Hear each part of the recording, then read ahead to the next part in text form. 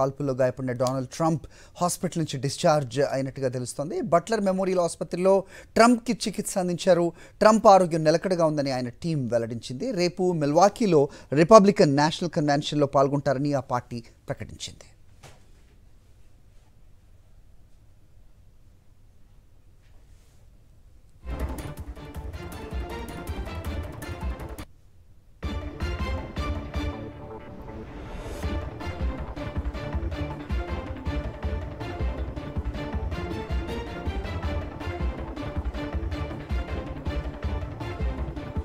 కాల్పులు జరగానే ట్రంప్ తప్పించుకునేందుకు కిందకి వంగిపోయారు. చెవికి బుల్లెట్ గాయం కావడంతో ముఖంపై నుంచి రక్తం కారిపోయింది. సంఘటన తర్వాత ట్రంప్ ప్రకటనలో అతను క్షేమంగా ఉన్నానని, స్థానిక వైద్య బృందం ఆధ్వర్యంలో చికిత్స కొనసాగుతుందని ట్రంప్ ప్రతినిధి తెలిపారు. కాల్పుల సమయంలో త్వరితగతిన చర్య తీసుకునేందుకు ట్రంప్ ఆయనకు ధన్యవాదాలు తెలిపినట్లుగా అధికార ప్రతినిధి స్టీవెన్ చియోంగ్ తెలిపారు. ఎన్నికల ప్రచారంలో పాల్గొన్న ట్రంప్పై కాల్పులు జరగానే భద్రతా సిబ్బంది ఆ దొండగుడిని కాల్చి చంపేశారు.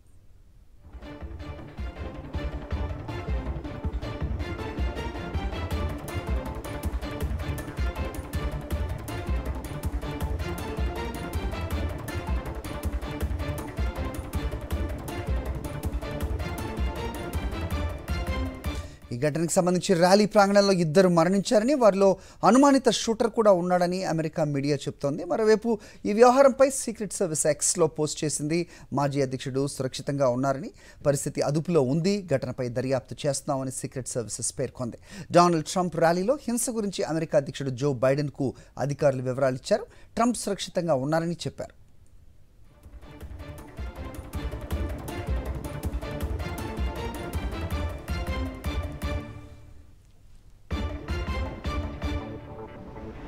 సంఘటన వీడియోలో అమెరికా అధ్యక్షుడు జో బైడెన్ అతని పరిపాలన గురించి ట్రంప్ మాట్లాడుతున్నప్పుడు కాల్పుల శబ్దం వినిపించిందని, దీని తర్వాత సీక్రెట్ సర్వీస్ ఏజెంట్స్ వెంటనే అతన్ని రక్షించి వాహనంలో వేదికపై నుంచి హాస్పిటల్కి తరలించారని సీక్రెట్ సిబ్బంది వెల్లడించింది. ట్రంప్ను వేదికపై నుంచి దించగానే పిడికిలి పైకెత్తి నినాదాలు చేశారు. ఆయన భద్రత కోసం చర్యలు చేపట్టామని సీక్రెట్ సర్వీసెస్ ఓ ప్రకటనలో తెలిపింది. ట్రంప్ వేదికపై నుంచి వెళ్లిన వెంటనే పోలీసులు మైదానాన్ని క్లియర్ చేశారు.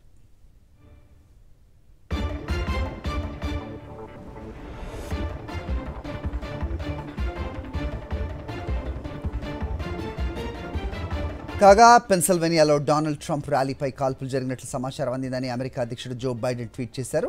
ట్రంప్ ఆరోగ్యం మెరుగుపడాలని కోరారు. అమెరికాలో ఇలాంటి హింసకు తావు లేదు, దీన్ని ఖండించడానికి మనం ఒక జాతిగా ఏకం కావాలి అని బైడెన్ అన్నారు.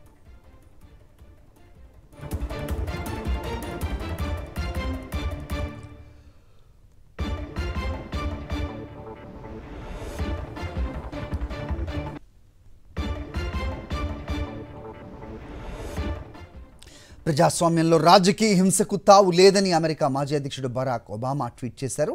ఏం జరిగిందో ఇంకా ఖచ్చితంగా తెలియనప్పటికీ మాజీ అధ్యక్షుడు ట్రంప్కు పెద్దగా గాయపడలేదని, ఆయన ప్రాణానికి ఎలాంటి ఢోకా లేదని ఒబామా అన్నారు. ఆయన త్వరగా కోలుకోవాలని కోరారు.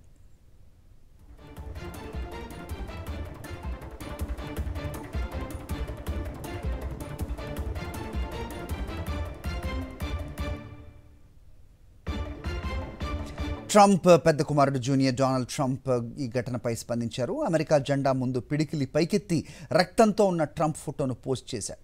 అమెరికాను కాపాడే పోరాటాన్ని ఎప్పటికీ ఆపబోనని పోస్టులో పేర్కొన్నారు.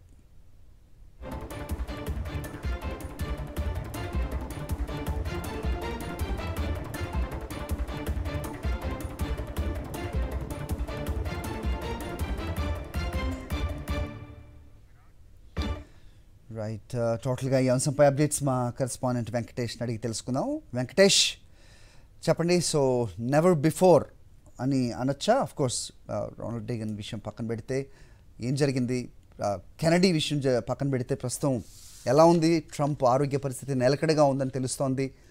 అప్డేట్స్ చెప్పండి.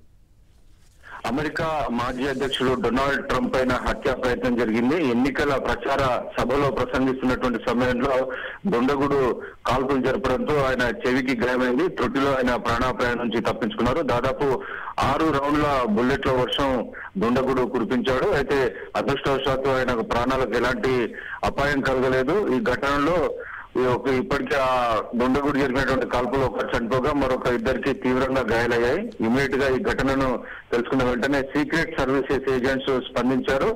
కాల్పులు జరిపినటువంటి దుండగుని సీక్రెట్ సర్వీస్ ఏజెంట్స్ కాల్చి చంపినటువంటి పరిస్థితి. సో మొత్తానికి ఈ ఘటనలో 2 చనిపోయారు, 2 తీవ్రంగా గాయపడినటువంటి పరిస్థితి. ఈ ఘటనా స్థలం నుంచి వెంటనే ట్రంప్ ను అక్కడ నుంచి బయటికి తీసుకెళ్లారు.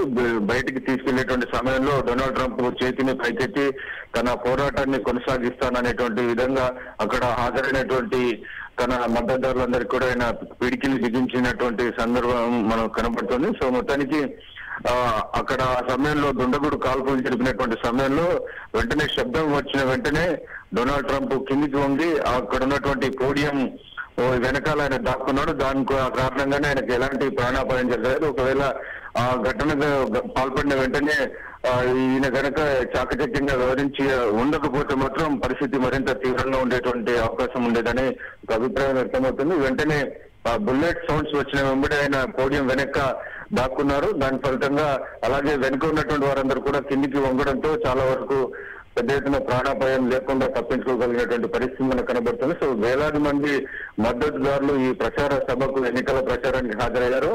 పెన్సిల్వేనియాలో జరుగుతున్నటువంటి సమయంలో దాదాపు సాయంత్రం 6:15 సమయంలో ఈ సంఘటన జరిగినట్టుగా United states secret service agency సంస్థ ప్రకటించింది. అయితే ఈ కాల్పులకు పాల్పడినటువంటి దుండగుడు ఎవరు, దీనికి సంబంధించినటువంటి వివరాలు మాత్రం ఇప్పటి వరకు పోలీసులు ప్రకటించలేదు. ప్రస్తుతానికి ఈ కేసును మొత్తం కూడా ఫెడరల్ బ్యూరో ఆఫ్ ఇన్వెస్టిగేషన్ FBI-కి అప్పగించినట్టుగా అమెరికా ప్రభుత్వం ప్రకటించినటువంటి పరిస్థితి. సో మొత్తానికి మనం గత కొన్ని నెలలుగా చూస్తున్నాం, అమెరికా అధ్యక్ష ఎన్నికల సమయం సమీపిస్తున్న కొద్దీ ప్రచారంలో వాడి వేడి పెరుగుతోంది. వరుసగా ఇటు జో బైడెన్ ట్రంప్ మధ్య విపరీతమైనటువంటి మాటల యుద్ధం కొనసాగుతుంది. టీవీలలో ఇద్దరు డిబేట్లు జరుగుతున్నాయి, పరస్పరం విమర్శలు చేసుకుంటున్నారు. సో ఆ విమర్శలు జరుగుతున్నటువంటి సమయంలో ఇలాంటి హింసకు పాల్పడడం మాత్రం అమెరికాలో ఒక్కసారిగా చర్చనీయాంశంగా మారింది. నేరుగా ఒక అధ్యక్షుడిగా పనిచేసినటువంటి వ్యక్తి పైన ఏకంగా బుల్లెట్ల వర్షం కురిపించినటువంటి పరిస్థితి ఒక్కసారిగా అమెరికా అంతా ఉలిక్కి పడినటువంటి పరిస్థితి మనకు కనబడుతుంది. రైట్. అయితే పెన్సిల్వేనియా స్టేట్ అంటే మామూలుగా ఇది డెమోక్రాట్స్కి సంబంధించిన ఎక్కువగా గెలిచే స్టేట్ అని చెప్తూ ఉంటారు పెన్సిల్వేనియాలో. అలాంటి ఈ పెన్సిల్వేనియాలో రిపబ్లికన్ క్యాండిడేట్ అయిన ట్రంప్పై జరిగిన ఈ దాడిని అంటే ఎలా జరగాలి, ఏం చెప్తున్నారు, ఏదైనా వార్తలు బయటకు వస్తున్నాయా, ఇది ఎవరన్నా హైర్ చేసిన షూటరా లేదంటే ర్యాండమ్గా కాల్చిన కాల్పులా లేకపోతే క్రౌడ్లో నుంచే ఈ కాల్పులు జరిగాయనే దాని మీద క్లారిటీ ఏదైనా ఉందా? ఇప్పటి వరకు అయితే ఈ దుండగుడు ఎవరు, అతని వెనుక ఉన్నటువంటి సంస్థ ఎవరు, దీనికి సంబంధించినటువంటి వివరాలు మాత్రం పోలీసులు వెల్లడించలేదు.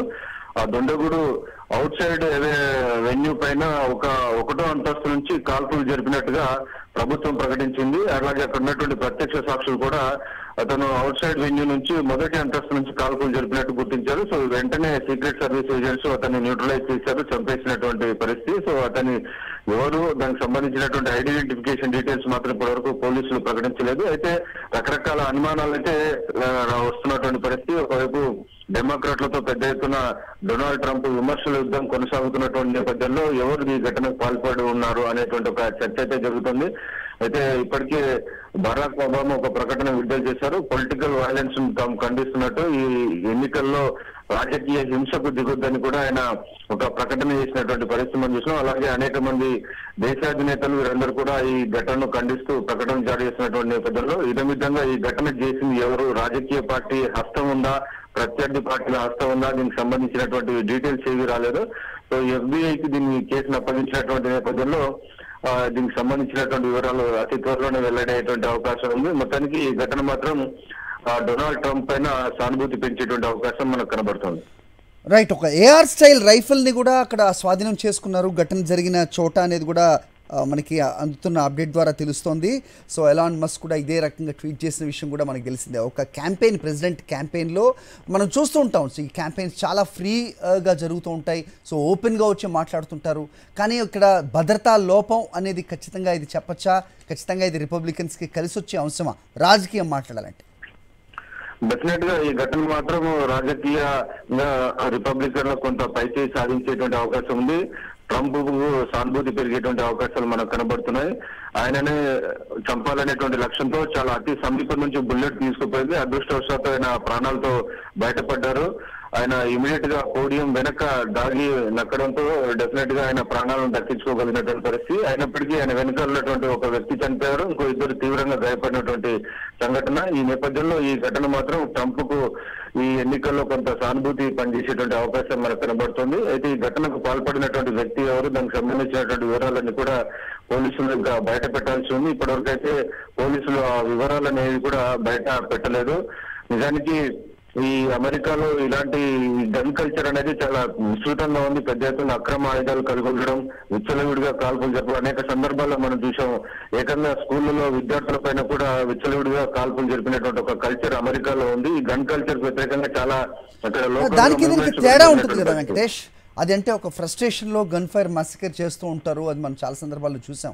కానీ ఇక్కడ ఒక స్నైపర్ దీంట్లో పాల్గొన్నట్టు ఒక ఏఆర్ రైఫిల్ కూడా అక్కడ స్వాధీనం చేసుకున్నారు అంటే కనుక ఇది హైయర్ కిల్లింగ్ ట్రయల్ అనుకోవచ్చా? ప్రయత్నం జరిగింది అతన్ని హత్య చేయడానికి.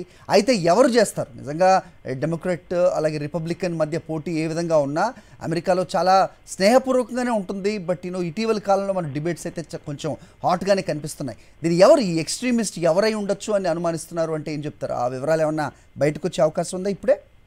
అంటే ఇప్పటి వరకు అయితే ఈ అంశానికి సంబంధించి పలానా పార్టీ పైన పలానా వ్యక్తి పైన అనుమానం ఉందని ఎవరు కూడా అధికారికంగా ప్రకటన చేయలేదు. కానీ ఖచ్చితంగా ప్రత్యర్థి పార్టీల పైన వేళ్ళు వెళ్ళేటువంటి అవకాశం ఉంది. ప్రత్యర్థి పార్టీలు ఈ ఘటనకు పురికొల్చి ఉండవచ్చు, లేదంటే ప్రత్యర్థి పార్టీలకు సంబంధించినటువంటి మద్దతుదారులు కానీ కొంత ఆవేశపరులు కానీ ఈ ఘటనకు చేసి ఉండొచ్చు అనేటువంటి ఒక చర్చ అయితే కొనసాగుతుంది. అయితే ఇప్పటివరకు అధికారికంగా మాత్రం ఎవరు ఈ అంశానికి సంబంధించి పలానా డెమోక్రటిక్ పార్టీకి సంబంధించినటువంటి వ్యక్తియా లేకుంటే మరొకరి వ్యక్తి హైర్ చేసినటువంటి వ్యక్తి దీనికి సంబంధించినటువంటి వివరాలు ఏవి కూడా వెల్లడి కాలేదు. ఇటు డెమోక్రాట్స్ కానీ జో బైడెన్, కమలా హ్యారిస్ డెమోక్రటిక్ పార్టీ నాయకులందరూ కూడా ఈ ఘటనను ఖండించారు. ఇది తీవ్రమైనటువంటి చర్యగా అభివర్ణించారు. ఇది పొలిటికల్ వైలెన్స్. అమెరికా అధ్యక్ష ఎన్నికల్లో ఎప్పుడు కూడా ఇలాంటి ఘటన జరగలేదు. ఇలాంటి పొలిటికల్ వైలెన్స్ కు తావు ఇవ్వకూడదు అనేటువంటి విషయం పైన ఇటు జో బైడెన్ గాని బరాక్ ఒబామా ప్రకటించినటువంటి నేపథ్యంలో సో ఖచ్చితంగా ఇది రాజకీయ ప్రత్యర్థులు చేశారా లేదా అనేది దర్యాప్తులో మాత్రమే బయటపడేటువంటి అవకాశం మనకు కనపడుతుంది. అయితే చెవికి తగిలిందని ముందు వార్తలు వచ్చాయి, కానీ ట్రంప్ ప్రకటించడం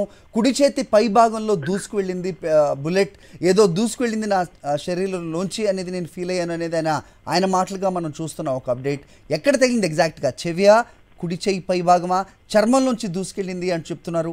డాక్టర్లు ఏం చెప్తున్నారు? ఆ వార్తలు ఏమైనా ఉన్నాయా? అంటే మనకు యునైటెడ్ స్టేట్స్ ఆఫ్ అమెరికాకు సంబంధించిన secret service agents press note కనుక చూస్తే ఆయనకు స్వల్పంగా ఈ బుల్లెట్ తగిలి ఆయన చెవికి గాయమైనట్టుగా వాళ్ళు వెల్లడించినటువంటి పరిస్థితి. సో ఆ చెవికి అతి సమీపం నుంచి దూసుకోవడంతో కొంత రక్తం కారని ఇమీడియట్ గా ఈ ఘటన గురించి ఆయన అప్రమత్తమైన వెంటనే ఆయన కిందికి వంగిపోయినటువంటి దృశ్యాలు కూడా మనకు స్క్రీన్ పైన కనబడుతున్నాయి.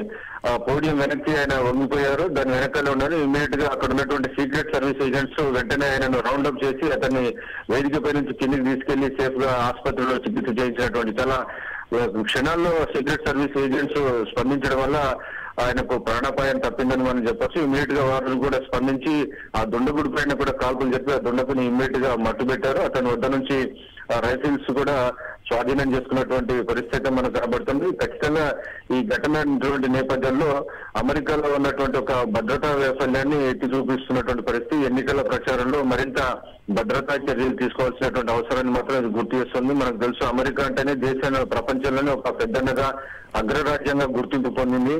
అలాంటి అమెరికా అధ్యక్ష ఎన్నికలకు సంబంధించి ఇలాంటి ఘటన నేరుగా ఒక అధ్యక్షుడిగా పనిచేస్తున్నటువంటి వ్యక్తి పైన నేరుగా దాడి జరగడం, బుల్లెట్ల వర్షం కురిపించడం మాత్రం అక్కడ ఉన్నటువంటి భద్రతా వైఫల్యాన్ని మాత్రం ఖచ్చితంగా స్పష్టంగా మనకు కనబడుతుంది.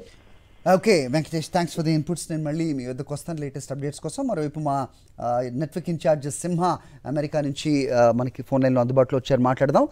సింహ, గుడ్ ఈవినింగ్. ఏం జరుగుతోంది? నిజంగా ప్రెసిడెంట్ ఎలక్షన్ ర్యాలీలో ఇలాంటి ఘటన మునుపెన్నడూ చరిత్రలో లేని ఘటనగా దీన్ని చూడాల్సిన అవసరం ఉంటుంది. సో ప్రస్తుతం ట్రంప్ పరిస్థితి ఏ విధంగా ఉంది? రేపు మిల్వాకీలో జరిగే ఈ క్యాంపెయిన్లో ఆయన పాల్గొంటారని ఒక వార్త వస్తోంది. Is he all right? ఖచ్చితంగా ఆయన అయితే చాలా స్వతహాగా ట్రంప్ చాలా స్ట్రాంగ్ పర్సన్. ఆయన ఇటువంటి వాటికి భయపడే పరిస్థితి లేదు అనేది ఆయన ఆ సంఘటన జరిగిన వెంటనే కూడా సెక్యూరిటీ అంతా కూడా చుట్టుముట్టినా కూడా ఆయన రియాక్షన్ కానీ పిడికిలు బిగించి ఆయన గాలిలోకి చేయి చూపించడం విషయంలో కానీ సో ఆయన పట్టుదల అక్కడ అనేది చాలా స్పష్టంగా కనిపిస్తుంది గారి. అదేవిధంగా మనకి ఇక్కడ ముఖ్యంగా చూసినట్లయితే అబ్జర్వ్ చేసినట్లయితే ఈయన కేవలం ఒక ప్రెసిడెంట్ కంటెస్టెంట్ క్యాండిడేటే కాదు, ఈయన పాస్ట్ ప్రెసిడెంట్. కాబట్టి ఖచ్చితంగా అమెరికాలో ఉండే ప్రతి పాస్ట్ ప్రెసిడెంట్ కూడా లైఫ్ టైం ఇంటెలిజెన్సీ సెక్యూరిటీ అన్ని కూడా ప్రొవైడ్ చేయడం జరుగుతుంది. సో అయినా కూడా ఇది మెగా వ్యవస్థ ఏ విధంగా ఫెయిల్ అయ్యింది అనే దాని మీద కూడా చాలా భారీ ఎత్తున డిస్కషన్ జరిగే పరిస్థితి కూడా ఉంది. ప్రధానంగా ఇది ఎలక్షన్ టైం కాబట్టి ఈ టైంలో ఇది జరగడం వల్ల ఇది పొలిటికల్ గా కూడా టర్న్ తీసుకునే అవకాశం చాలా భారీ ఎత్తున ఉండే అవకాశం ఉంటుంది. అయితే హైయర్డ్ స్నైపర్ అనుకోవచ్చా ఎవరైతే కాల్పులు జరిపారో?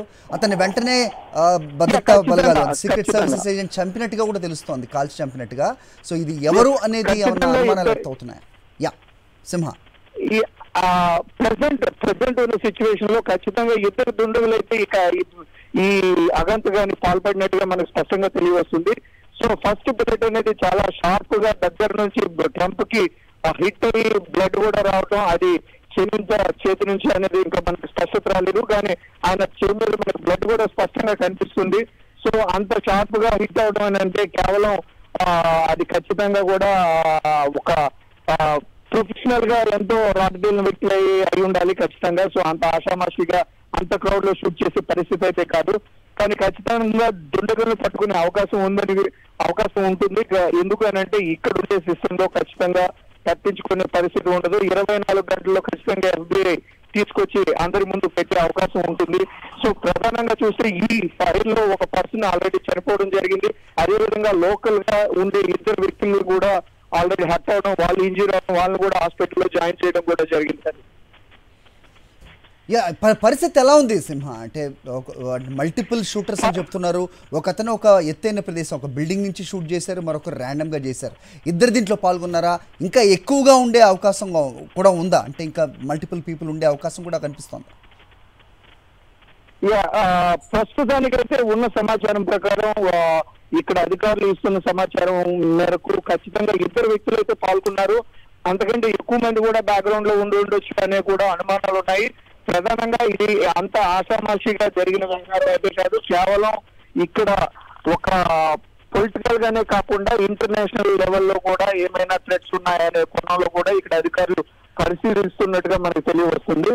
సో కేవలం ఇద్దరు వ్యక్తులు కేవలం అక్కడ వచ్చి పార్టిసిపేట్ చేసి ఉండొచ్చు, కానీ దీని వెనక చాలా బిగ్ నెట్వర్క్ ఖచ్చితంగా ఉండి ఉంటుంది అనేది కూడా అనుమానాలు చాలా స్పష్టంగా వెలువడుతున్నాయి. మనం చూసినట్లయితే కొద్దిసేపటి ముందు చాలా మంది NRIs కూడా దీని అంతటినీ కూడా చాలా తీవ్రంగా ఖండించారు. డెమోక్రటిక్ ప్రాసెస్ లో ఇటువంటి చర్యలు పూర్తిగా అది ఏమాత్రం కూడా కరెక్ట్ పద్ధతి కాదు. అదేవిధంగా ఇది ఒకవేళ పొలిటికల్ విషయంగానే ఉన్నట్లయితే ఖచ్చితంగా ఇది ట్రంప్ కి ఇది ఒక చర్య అయినప్పుడు కూడా అది పాజిటివ్ గా మారే పరిస్థితి కూడా ఏర్పడొచ్చింది.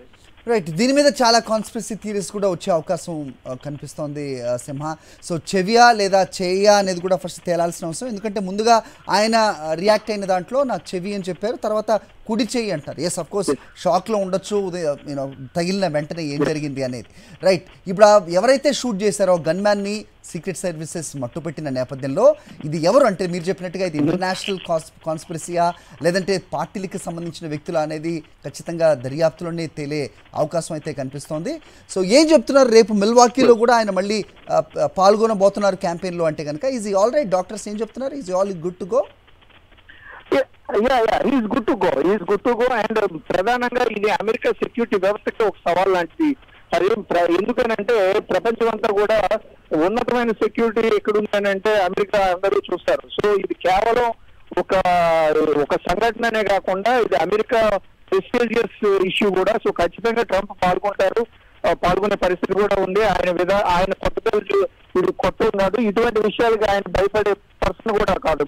స్వతహాగా ఆయన ఏం చేసినా కూడా చాలా దుందుడుగా చాలా స్పీడ్ గా ఉంటుంది. సో ఆయన మనస్తత్వానికి అయితే ఖచ్చితంగా పాల్గొనే పరిస్థితి ఉంటుంది. అదే విధంగా ప్రజాస్వామ్యానికి కూడా సో ఇటువంటి సంఘటనలు చేసినంత మాత్రాన బెదిరిపోతాం అనే ఒక రాంగ్ మెసేజ్ వెళ్లకుండా వాళ్ళు జాగ్రత్త పడాల్సిన అవసరం కూడా ఉంటుంది. కాబట్టి అది కేవలం పార్టీ పరంగానే కాకుండా నేషనల్ కూడా అవసరం కాబట్టి అదే విధంగా వెళ్లే పరిస్థితి ఉండొచ్చు. రైట్, ఇది ఖచ్చితంగా భద్రతా లోపం అని అయితే చాలా మంది మాట్లాడుతున్నారు. దాని గురించి ఏం చెప్తారు? ఖచ్చితంగా ఇట్స్ ఫెయిల్యూర్. ఎందుకనంటే ఒక పాస్ట్ ప్రెసిడెంట్, ఆయన కేవలం కరెంట్ ప్రెసిడెంట్ కంటెస్టెంట్ అయినప్పటికీ ఒక పాస్ట్ ప్రెసిడెంట్ అయినా సో ఇంటెలిజెన్స్ వ్యవస్థ అనేది నిత్యం ఆయనకి లైఫ్ టైం ఆయనకి ఇవ్వడం జరుగుతుంది. సో ఖచ్చితంగా ఇది ఇంటెలిజెన్స్ ఫెయిల్యూర్ గానే భావించవచ్చు. సో అంత క్రౌడ్ లోకి వచ్చి లేదా ఎక్కడ ఉన్నా 365 degrees ఇలాంటి జాన్ ఎఫ్ కెనడీ సంఘటన తీసుకున్నట్లయితే ఈ డాలస్ లో ఇది వరకు షార్ప్ షూటర్ షూట్ చేసే సంఘటన కూడా ఉంది. సో అమెరికాకి ఇటువంటి చర్యలు కొత్తమే కాదు, ఇది వరకు కూడా ఫేస్ చేస్తున్నారు. సో అయినప్పటికీ కూడా ఆ తరహా సెక్యూరిటీ ఎలా తీసుకోవాలనే దాని మీద కూడా పూర్తిగా ఇక్కడ ఉండే సిబ్బందికి అవగాహన ఉంది. ఇది ఏ విధంగా ఫెయిల్యూర్ అనేది ఖచ్చితంగా వాళ్ళు స్టడీ చేసే పరిస్థితి ఉంటుంది. సో దీన్ని చాలా భారీ ఎత్తున రివ్యూ జరిగే పరిస్థితి కూడా ఉంటుంది. భద్రతా విషయంలో ట్రంప్ భద్రతా విషయంలో కూడా మార్పులు చేర్పులు తీసుకొచ్చే అవకాశం ఉంటుంది. రైట్, అంటే మనం ఇలా కొన్ని సందర్భాల్లో ఒక సొసైటీలో ఒక వర్గం మీద దీనికి ప్రతిచర్యగా కొన్ని దాడులు జరుగుతుండే అవకాశం కనిపిస్తూ ఉంటుంది. బట్ అమెరికాలో అలాంటి పరిస్థితి ఉందా? ఎందుకంటే మనం 9/11తో దీన్ని పోల్చకూడదు, కానీ ఆ తర్వాత కొన్ని వర్గాలను టార్గెట్ చేసి దాడులు జరిగిన విషయం కూడా మనకు తెలిసిందే. సో అలాంటి సందర్భం ఏమన్నా ఎక్స్పెక్ట్ చేస్తున్నారా? ప్రకటన ఏమన్నా చేస్తున్నారా? జాగ్రత్తగా ఉండాలి అనేది ఒక వర్గానికి, డెమోక్రాట్స్ అవ్వచ్చు లేకపోతే ఏదైనా రాజకీయ వర్గాలకి, అలాంటివి ఏమన్నా ప్రకటనలు వెలువడే అవకాశం కనిపిస్తుందా? సో ఖచ్చితంగా ప్రజాస్వామ్యంలో దీన్ని ఏ పార్టీ కూడా సమర్థించదు. ఇటువంటి చర్యని ఖచ్చితంగా ఖండించే పరిస్థితి ఉంటుంది. సో ఎందుకనంటే ఎలక్షన్ అనేది స్వతహాగా ఎప్పుడు జరిగే ఒక ప్రక్రియ కాబట్టి సో ఈ చర్య ఎవరైతే చేపట్టారనేది ఈ పార్టీలకి అతీతంగా కూడా ఆలోచించాల్సిన అవసరం ఖచ్చితంగా ఉండి ఉండొచ్చు. స్వతహాగా ట్రంప్ విధానం కానీ ఆయన మాట్లాడే తీరు కానీ ఇలా ఎన్నో రకాలైన కాన్స్పిరసీస్ ఉండటం వలన సో ఏ విధంగా జరిగి ఉండొచ్చు, ఇది ఒక ఇంటర్నేషనల్ కాన్స్పిరసీ అనే కోణంలో కూడా ఆలోచించే అవకాశం కూడా చాలా బలంగా ఉండే పరిస్థితి అయితే మనకి కనిపిస్తుంది. అయితే జాక్ పాసో లాంటి వాళ్ళు ట్వీట్ చేస్తున్నారు, ఇంతటి స్నైపర్ ఒక ఫుల్ రైఫిల్ కిట్ తోటి ఇంత బేర్ క్రౌడ్లో ఒక రూఫ్ పైకి ఎలా వెళ్ళగలిగాడు అనేది కొంతమంది మాట్లాడుతున్నారు. అలాగే మన ఎలాన్ మస్క్ మాట్లాడుతూ సీక్రెట్ సర్వీసెస్ వెంటనే రిజైన్ చేయాలి అనే ఘాటు వ్యాఖ్య కూడా ఆయన ట్వీట్ చేయడం జరిగింది. ఇలాంటి ప్రముఖులు చాలా నిజంగానే ఘాటుగానే స్పందిస్తున్నారు, అవసరం ఉంది కూడా. ఏం చెప్తారు దాని గురించి? ఖచ్చితంగా అమెరికా అనేది మనకి అత్యంత పురాతనమైన డెమోక్రసీ కంట్రీ. సో భారతదేశం అనేది అత్యంత లార్జెస్ట్ డెమోక్రసీ కంట్రీ అయినా సో ఇక్కడ ప్రజాస్వామ్యం అనేది మొదలు ఇక్కడ నుంచి పడింది కాబట్టి ఆ క్రమంలో చూసినట్లయితే ఖచ్చితంగా ఈ విషయాన్ని ఏ రకంగా ఉన్నా కూడా ప్రతి ఒక్కరు కూడా ఖండిస్తారు. సో ఖచ్చితంగా ఈ విషయంలో చాలా భారీ ఎత్తున మార్పులు వచ్చే అవకాశం ఉంటుంది. సో ఒక వ్యక్తి స్నైపర్ అక్కడికి వెళ్ళి ఒక పాస్ట్ ప్రెసిడెంట్ ని కరెంట్ కంటెస్టెంట్ ని చేసే పరిస్థితి ఉందంటే 100% కూడా అది ఫెయిల్యూర్ గానే పరిగణించే పరిస్థితి ఉంటుంది. ఖచ్చితంగా చర్యలు కూడా దీని మీద భవిష్యత్తులో చాలా తక్కువ కాలంలో ఇక్కడ ఎక్కువ కాలం నాంచే పరిస్థితి కూడా ఉండదు. కేవలం వితిన్ 24 to 48 hours లో వాళ్ళు ఖచ్చితంగా దీని మీద చర్యలు తీసుకుని ముందుకు వచ్చే పరిస్థితి కూడా ఉంటుంది. రైట్, ఎవరైతే హతుడు గన్మ్యాన్ ఉన్నాడో తన్ని గుర్తించడం జరిగిందా? Is it too early to ask that question? So ఎవరనేది చెప్తున్నారు, పోనీ ఎవరనేది అనుమానిస్తున్నారు అనే ఇన్ఫర్మేషన్ ఏదన్నా మీ దగ్గరికి వచ్చిందా సింహ? ఇంతవరకు నిందితులు అయితే సస్పెక్ట్స్ దొరికే పరిస్థితి ఇంకా పూర్తిగా రాలేదు. వచ్చిన వెంటనే కూడా ప్రవేశపెట్టడం కూడా జరుగుతుంది. ముఖ్యంగా ఇద్దరు సస్పెక్ట్స్ అనేది అనుమానించడం అయితే ఉంది. ఇద్దరు వ్యక్తులు ఫైర్ చేసింది. ఎందుకంటే వరుసగా 4 rounds ఫైరింగ్ అనేది జరిగింది. సో అది కూడా చాలా దగ్గరగా పోవటం చాలా అక్కడ విజువల్స్ లో కూడా చాలా స్పష్టంగా మనకు అది కనిపిస్తుంది. సో ఇది ఖచ్చితంగా ఇమీడియట్ గా ఈ పర్సన్స్ ని పట్టుకునే పరిస్థితి అయితే చాలా త్వరగానే పట్టుకునే అవకాశాలు కూడా లేకపోలేదు. రైట్, అంటే క్యాంపెయిన్ అంటే ఇలాంటి సంఘటనలు జరిగిన తర్వాత కొంచెం రెడ్ అలర్ట్గా ఉండడం కానీ, లేకపోతే ఎక్కడైతే ఇండియాలో 144 సెక్షన్ అంటూ ఉంటాం అక్కడ అలాంటి పరిస్థితులు ఏమన్నా ఉన్నాయా? ఎందుకంటే దీన్ని ఆసరాగా చేసుకొని కొంతమంది దాడులకు పాల్పడే అవకాశం కూడా ఉంటుంది కదా, సామాన్య జనం మీద అవ్వచ్చు, ఒక సెక్షన్ ఆఫ్ పీపుల్ మీద అవ్వచ్చు. మనం గతంలో కూడా చూసాం. అలాంటి ప్రమాదం ఏదన్నా కనిపిస్తోందా ఈ సంఘటనకి అనుబంధంగా? ఈ సంఘటన ఒక సంఘటనగానే తీసుకుంటారు. అదే విధంగా ఒక పెద్ద సంఘటన ఆ విధంగానే ఆ కేసును తీసుకుని ఆ విధంగా టేకప్ చేస్తారు. బట్ దీని వల్ల వేరే ప్రోగ్రామ్స్ ని పోస్ట్పోన్ చేయడం కానీ ఆపడం కానీ జరిగే పరిస్థితి ఉండదు. ఖచ్చితంగా అది ప్రెస్టీజియస్ సవాలు ఇక్కడ సెక్యూరిటీ వ్యవస్థ కూడా. సో అటువంటి ఇష్యూ ఉండదు. ఇంకా భద్రతా చర్యల విషయంలో ఇంకా కట్టుదిట్టమైన భద్రతా చర్యలు చేపట్టే అవకాశం ఉండొచ్చు. క్రౌడ్ ని కాస్త తక్కువగా కంట్రోల్ చేసి పంపించే అవకాశం ఉండొచ్చు. జస్ట్ పుష్ చేయకుండా కాస్త లిమిటెడ్ క్రౌడ్ లేదా స్ట్రిక్ట్ బారిగేట్స్ పెట్టి పాసులు చెక్ చేసి లేదా ఐడీస్ చెక్ చేసి ఈ పరిస్థితి కాస్త ఉండొచ్చు తప్ప మీటింగ్స్ పూర్తిగా లేకుండా జరిగే పరిస్థితి అయితే ఉంటుంది. రైట్. యూజువలీ పెన్సిల్వేనియాని డెమోక్రాటిక్ స్టేట్ అంటూ ఉంటారు, బికాజ్ డెమోక్రాట్స్ ఎక్కువగా క్యాండిడేట్ విన్ అయ్యే స్టేట్గా చెప్తూ ఉంటారు. అక్కడ ఈ ఘటన జరగటాన్ని ఏదైనా ప్రత్యేకంగా చూస్తున్నారా విశ్లేషకులు కానీ లేకపోతే ఇతర రాజకీయ పార్టీలు కానీ? అంటే ఇక్కడ స్వతహాగా ఎలక్షన్ థియరీలో శ్వేత జాతీయులు నల్ల జాతీయులు ఈ సమస్య అనేది ఎన్నో శతాబ్దాలుగా నడుస్తున్న సమస్య. సో ఈ రకమైన వ్యవస్థ చూసినట్లయితే ఫిల్లి వచ్చేసరికి ఇక్కడ నల్ల జాతీయుల పాపులేషన్ ఎక్కువగా ఉంటుంది. సో వారి నుంచి ఏమైనా థ్రెట్ ఉండొచ్చా అని ఒక అనుమానం, ఎలక్షన్స్ ఉన్నాయి కాబట్టి ఒక అనుమానం కూడా ఉండొచ్చు. బట్ ఏంటంటే ఇది ప్రొఫెషనల్స్ చేసిన విషయం కాబట్టి సో కేవలం ఒకే వ్యక్తి లేదా ఇద్దరు వ్యక్తులు వెళ్ళి చేసే పరిస్థితి అయితే ఉండకపోవచ్చు. ఖచ్చితంగా వెనక చాలా ఓకే సింహ.